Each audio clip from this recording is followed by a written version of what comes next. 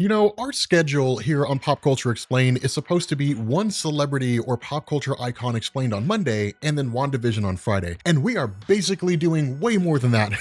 But I can't help it. It's WandaVision. It's the coolest show out on TV right now. So here's the thing. I was looking over your all's comments on the community tab and in the YouTube channel because I love reading your all's comments. And I was looking over all the different theories and ideas you guys had. So I looked at the different ideas you guys had, and then I got with my fans on the Discord server and I started kind of putting things together. I think for the most part, we kind of have it lined out. So here's what's going on in WandaVision, as crazy as this might sound, right? Here's what's going on. The biggest question that we kind of have to ask here is, how did Wanda go from a person that had telekinesis to a person who could alter reality? And we've offered different ideas in the past of her having like the Darkhold or being influenced by like Mephisto or Dormammu or something like that. The biggest issue that you have here though, is you have to look at this from the perspective of people who don't read comics. As a comic book reader, I expect stuff like that, right? I'd expect a story in WandaVision where like Ultron came from the future and like he influenced Wanda with the Mind Stone because she was blasted by the energy when Vision was destroyed or when the Mind Stone was destroyed in like Avengers Infinity War. That would make sense to me as a comic book fan. For a person who doesn't read comics, that sounds ridiculous. And the Marvel Cinematic Universe largely builds itself on the simplest explanation, right? Occam's razor. The simplest explanation tends to be the best one. So we're going to go that route. We're going to strip away the idea of Mephisto. We're going to strip away Nightmare and Dormammu and all that kind of stuff. We're going to remove all of that. And instead, we're going to look at two things. We're going to look at a handful of comics. We're going to look at Doctor Strange, the Multiverse of Madness, and we're going to look at Agatha Harkness. So here's the idea here. In terms of Wanda having these abilities, my stance, at least my new stance anyway, is she's always had these powers, right? Wanda has always had these abilities. She's always had the power to alter reality. That's not anything new. It's just she never realized it. She's only ever really been able to use the ability for like telekinesis. So my argument is Wanda's always had those powers. Question answer. Now the question becomes, if she's always had those powers, what happened over the course of the last 3 weeks that she was suddenly able to use those? Because remember, WandaVision picks up 3 weeks after the end of Avengers Endgame. And so we can largely assume that the events of WandaVision began somewhere between 1 to 2 weeks after the events of Avengers Endgame. So my thought is this, that Wanda ended up going to Doctor Strange, or Doctor Strange sought her out. But it's most likely she went to Stephen Strange and was basically looking for ways to learn her abilities, right? Learning what she's capable of. Or maybe Stephen Strange went to her and said, hey, like you have these crazy abilities, you can do a lot more than you think you can, but I personally don't have time to train you. So I can refer you to a colleague. This colleague was Agatha Harkness, that Doctor Strange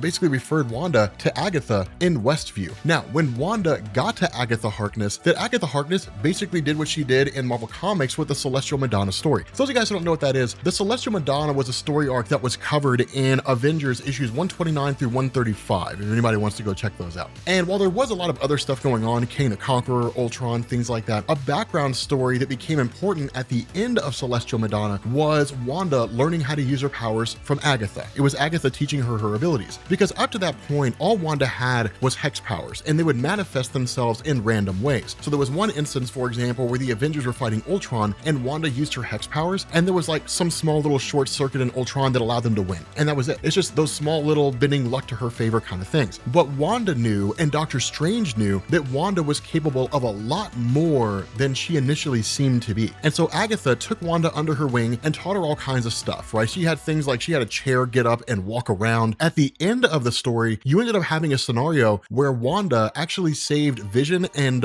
Agnes from Dormammu, right? From the power that guy possessed. So that was really the first indication that Marvel gave us that Wanda is immensely powerful. And so my thought here is that Wanda basically went to Agatha, and Agatha said, okay, I'll teach you how to use your powers. I'll teach you how to use your abilities. The problem with this is that Agnes got more than she bargained for. The devil's in the details. Well, that's not the only place he is, right? Sometimes the devil is in the mistakes that we make, in our own arrogance, our belief that we are capable of more than we really are. That maybe Agatha looked at Wanda and said, well, how bad could it really be? And Wanda basically turned into Frankenstein's monster. She kind of turned into a position to where her creator couldn't keep her under control. Wanda's powers began to manifest. Now the question becomes, how do we go from Wanda learning how to use her powers under the training of Agatha Harkness to the events of WandaVision? So let's say that over the course of this time period, while the relationship between Agatha and Wanda is not enough, it doesn't really grow to the point that it becomes a mother-daughter relationship, because that'd be kind of wild if it happened over 3 weeks. Let's say that they grow a kind of admirable respect for each other, right? And if they follow the comic book line, then Wanda stayed with Agatha for a period of time. She basically stayed with her and resided in her residence and learned how to use her powers. Then in turn, they'd have conversations. friends and they would talk and they would get to know each other better. And maybe it's one of these things where it was some kind of offhanded remark from Agatha Harkness directly to Wanda, where Wanda's like, yeah, you know, I'd give anything to be able to live this perfect life that I always imagined myself living when I was watching sitcoms and I was living in Sokovia as a little kid. And Agatha makes some response in saying, well, I mean, you know, with your kind of power, you could do almost anything you want to. Or she makes some kind of response and she says, well, I mean, you know, like if only we could all just create our own reality and live in it, this perfect life forever. Maybe just some kind of offhanded remark. Now, the reason why that matters is because that's what happened to Franklin Richards in Marvel Comics. When Franklin Richards was a little kid, he didn't have the ability to use his powers in any real direct sense. He could, but they manifested randomly. You never really knew what he was going to do. And there was a point in the old Fantastic Four comics when he was playing with a Rubik's Cube and he was getting frustrated with the fact that he couldn't solve this Rubik's Cube. And at the same time that was going on, there was a television show playing and the television show had this offhanded remark that said, when are you going to grow up? And Franklin Richards subconsciously aged himself up into an adult and the story unfolds from there. That's entirely possible that that's what happened here, that Wanda may not necessarily have had any kind of a psychotic breakdown or anything along those lines. It's just she realized she could,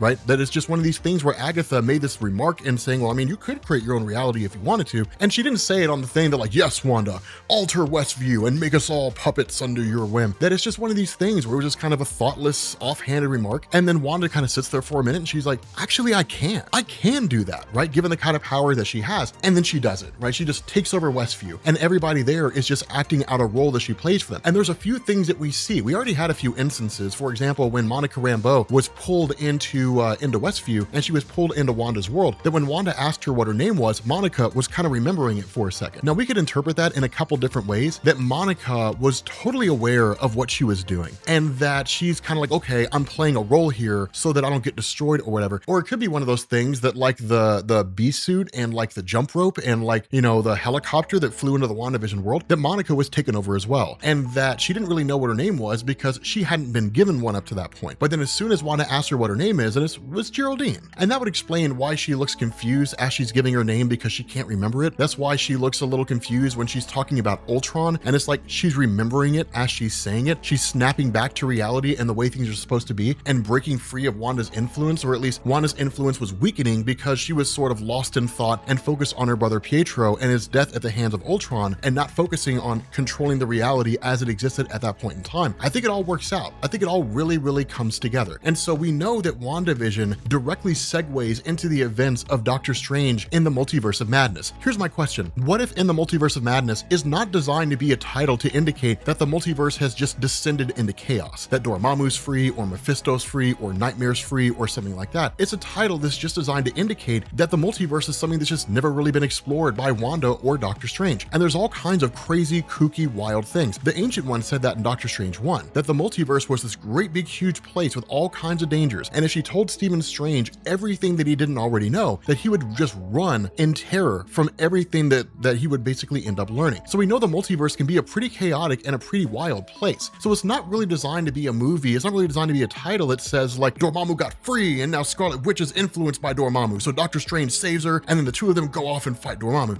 That's not really what it is. Instead, what would most likely happen here is that when WandaVision is all said and done, then it becomes apparent Agatha cannot adequately train Wanda because her power is just too extreme. And so Stephen Strange has to be the one to do it instead. She basically becomes the student of Doctor Strange and the two of them go into the multiverse and basically explore it, because Stephen Strange might figure, hey, two heads are better than one when it comes to facing off against this kind of stuff. You know, you cover my back, I'll cover yours, and we'll be like Batman and Robin, you know, that kind of a thing. And they're basically out there fighting in the multiverse, doing their thing. Some kind of an event might take place like what we saw in Celestial Madonna, where Wanda will have to save Stephen Strange from some kind of threat that's out there. But by and large, that looks like that's the case, right? That it's basically just a movie designed to have Wanda operate as the student of Stephen Strange, learning more about how to use her powers and how to control her powers as the film goes on. So that's my theory on WandaVision. It's simple, it's pretty straight to the point, it's not overly complex, it doesn't require us to bring in all these crazy comic book concepts, and I think it works because the MCU is a line of films and TV shows that pride themselves on simplicity. So let me know what you guys think in the comments section. Thank you guys for watching. Make sure you guys check our videos on the WandaVision Easter eggs and theories and all that kind of stuff. You'll find an end screen here in the video, and I will catch you all later.